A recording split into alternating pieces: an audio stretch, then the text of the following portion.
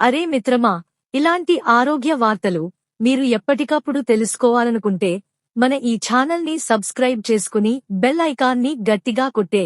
ఎక్కువ ఉప్పుతో లక్షలాది మంది ప్రాణాలు గాలిలోకి. ఆహార రుచిని పెంచే ఒక ముఖ్యమైన అంశం ఉప్పు. ఇది లేకుండా పప్పు, కూరగాయలు లేదా ఏ వంటకమైనా చప్పగా అనిపిస్తుంది. అయితే ఈ ఉప్పును అధికంగా తీసుకోవడం వల్ల ఆరోగ్యంపై తీవ్ర పరిణామాలు ఉంటాయని నిపుణులు హెచ్చరిస్తున్నారు. ప్రపంచ ఆరోగ్య సంస్థ WHO నివేదిక ప్రకారం ప్రపంచవ్యాప్తంగా ప్రతి సంవత్సరం 18.9 లక్షల మంది అధిక ఉప్పు వినియోగం వల్ల మరణిస్తున్నారు. ఈ సంఖ్య చాలా పెద్దది మరియు దీనిని విస్మరించడం ప్రమాదకరం. అధిక ఉప్పు ఎలా ఆరోగ్యానికి హాని కలిగిస్తుంది మరియు దానిని నివారించే మార్గాల గురించి ఈ ఆర్టికల్లో తెలుసుకుందాం. అధిక ఉప్పు వినియోగం వల్ల కలిగే దుష్ప్రభావాలు. 1. అధిక రక్తపోటు. ఉప్పులోని సోడియం శరీరంలో అధికంగా చేరడం వల్ల రక్తపోటు పెరుగుతుంది. ఇది గుండెపోటు మరియు స్ట్రోక్ ప్రమాదాన్ని అనేక రెట్లు పెంచుతుంది. 2. గుండె సమస్యలు.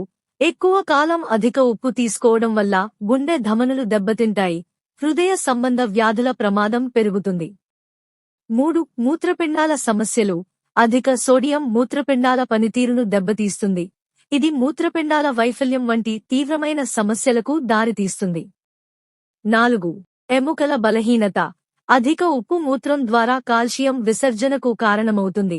ఇది ఎముకలను బలహీనపరచి బోలు ఎముకల వ్యాధి, ఆస్టియోపోరోసిస్ ప్రమాదాన్ని పెంచుతుంది.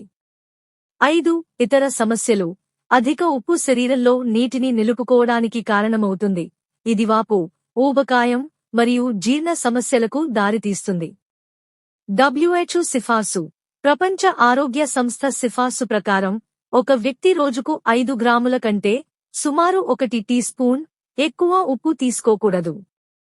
అయితే ఆధునిక జీవనశైలి మరియు ఫాస్ట్ ఫుడ్ అలవాట్ల కారణంగా సగటున ఒక వ్యక్తి రోజుకు 12 గ్రాముల ఉప్పు తీసుకుంటున్నాడు. ఇది సిఫార్సు చేసిన పరిమితి కంటే రెట్టింపు. అధిక ఉప్పు ఉన్న ఆహారాలు. 1. Processed foods. నూడిల్స్, చిప్స్, సాస్లు, స్నాక్స్, ప్యాక్ చేసిన ఆహారాలు. 2. బేకరీ ఉత్పత్తులు. బ్రెడ్, బిస్కెట్లు, కేకులు. 3. రెస్టారెంట్ మరియు వీధి ఆహారాలు. Biryani, chaat, fried foods. 4. సంరక్షణ ఆహారాలు. ఊరగాయలు, డబ్బాల్లో నిల్వ చేసిన ఆహారాలు. అధిక ఉప్పు వినియోగాన్ని తగ్గించే మార్గాలు. 1. ఇంట్లో వంటలో ఉప్పు తగ్గించండి.